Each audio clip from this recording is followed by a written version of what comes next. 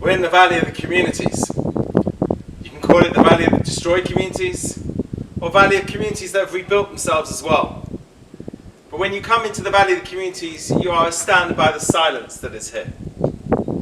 In this place over here with the very big stones that depict for us, again, the building of Jerusalem in the time of the Second Temple period, Herodian stones that we know of, and at the same time the destruction of all of these communities that are behind us. You're astounded by the silence that is here. On the wall to my right, all the Hasidic communities in the southern part of Poland, and over here, the beautiful culture of Warsaw, and other places that were here, and the lectures that came out from the various different places from all throughout Europe. The places where so much of who we are today is taught to us. Come shouting out of the wall, screaming to us, not to forget what our lives were about. We are not just about engraving a name on a wall. That would be great, very nice for maybe other places. But for us, it's to come to a place like this, with the name on the wall, to remember what the community stood for, what they taught us, what beauty they gave to our world. When you stand in a place like this at the Valley of the Communities, and you look to the top over here, and you see the trees growing out of the cliff sides over here, if you had a drone and we were to fly over the top, you would see it would look like the map of Europe. We see the trees that are depicting for us something else as well. A tzemach, a plant, something that grows out of the ground, something that grows from nothing. When you stand in Poland, in various places, I'm always astounded in one place in particular. There's a mass grave in a town called Volbum that many of you who are watching this video might have been at. When you go to the mass grave, in the middle of the mass grave is a huge, humongous tree coming straight out of the mass grave. It happens to be the tallest tree that is surrounding that part of that forest down the bottom.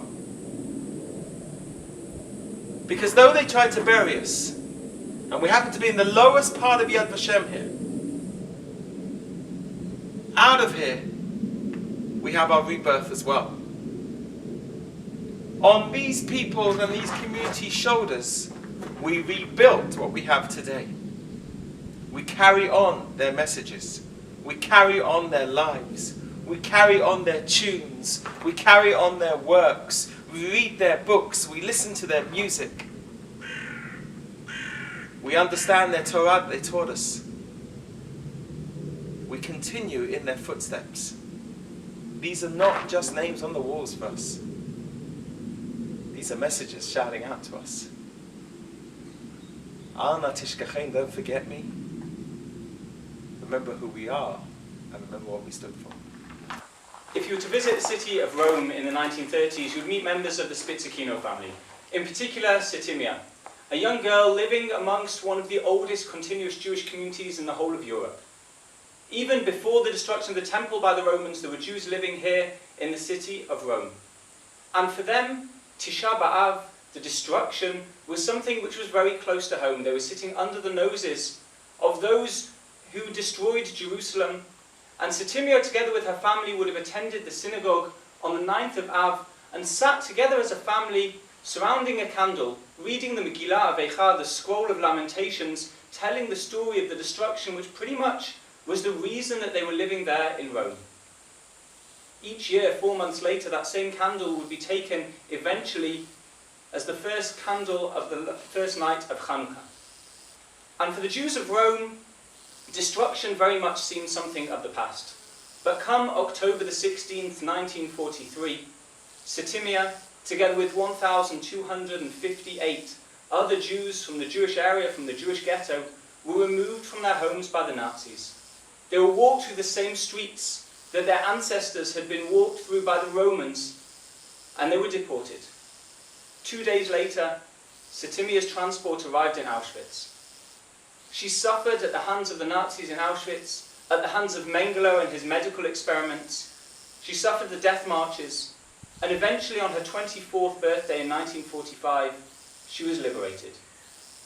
she came back to Rome one of only 16 from 1,259 who had left, who managed to survive.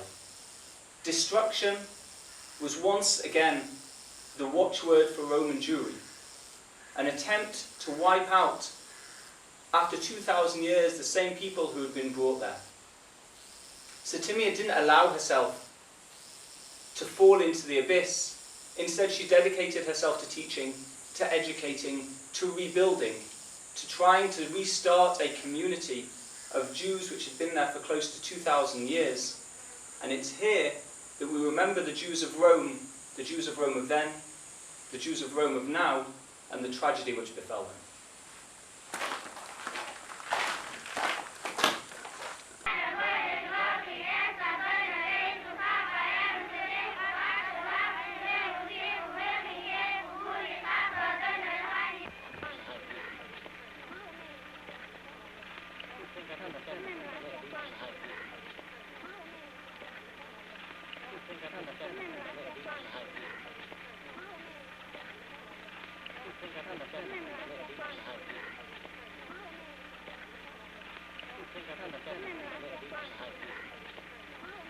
We're in the Valley of the Communities, and you might be able to see all these small little names on the wall, and then a big name over here. Around all of these small names, which are the villages that surrounded the big town. The big town was in the Subcarpathian Mountains, which was known as Munkac. Munkac, which traversed between various different countries over the years. We have records of Jews being there from the 17th century, the middle of the 1600s. When the Jews arrived there, they don't really settle majorly, but they will become up to 13,000 Jews. Over 40% of the town will be Jewish pre-war. I'm standing here today in the middle of the 3 weeks, and what we're about to do is to read on the 9th of Av, of course, Eicha, the Book of Lamentations. This is what one of the survivors wrote after going back to Munkac. I walk along the streets of the town with the melody of Eicha, the melody of the Book of Lamentations, caught in my throat. Where was our generous, simple, charitable, pure and sweet Munkac? God forbid, don't think that you're going and seeing it in the eyes of the people. Today, the eyes of the people are very different. Seal the memory of what Munkac was in your soul, as she once was. Be satiated by her for the rest of your life. For there is nothing like this and like her in the whole world. A town that holds within her all the prophets, all the Tanaim, all the Amoraim, all the Gaonim, the people who wrote the Mishnah, the people who wrote the Gemara, and the people who were involved in the development of Halakha afterwards. Munkac has in it the Ramban and the Ramban, Rashi and the Vilna Gaon, and the Tanya of Chabad, up until those who ascend to Zion today. Give me the lobe of Munkac, and I will kiss the edges of the bekesha of the Hasidic Shabbos robe. Eicha Yoshva Badad, how a city sits all alone. That's Munkac of today. But it wasn't Munkac of then. Munkac, as we said, huge Jewish community, over 40,000 Jews that were in the town itself. A community that had a very, very big Hasidic presence, and a community that was very big in the Zionist world as well. But a community that will fall, as I said, between various different countries. And come 1944, March of 1944, when the Germans will invade Hungary and take upon itself as well this whole area that you see here, and Munkac, that will be the festival of Pesach. The last time the Jews are going to sit in their homes in Munkac is Pesach. Some of them will sit there just for the Seder. Some will be there till the end of Pesach. But the end of Pesach, when they give the order for all the Jews to leave their homes and to head into one of the 11 brick factories that were surrounding Munkac, which they used as ghettos, which the Jews of Hungary had lived in relative safety until 1944, didn't know about. That was the time when they had to make decisions what they were going to take. Then you have to go back to the depiction that we just said. all of the great works of Judaism that lived in Munkac, even though they physically didn't live there, but they were learnt there. We have depictions of people hugging their bookcases, knowing they couldn't take them with you. What do you take in a suitcase for the family? What do you take? One of those people who arrive in Munkac are going to tell us they took a couple of the books there to fill in food, which was essential because nobody knew what was going to happen. And then you see the same pictures that we see coming through the whole story of the Holocaust. March is still a little chilly, but we're talking about now April, when they're going into the ghetto. We've moved into spring. But as you see from the pictures of when Hungarian Jewry arrived to Auschwitz in May, what are they wearing? At least what were they wearing when they got on the trains? Many of them disrobed because of the heat in the trains. But they put on their winter clothes. They put on their winter clothes not knowing what was going to happen to them, not knowing how long they were going to be there.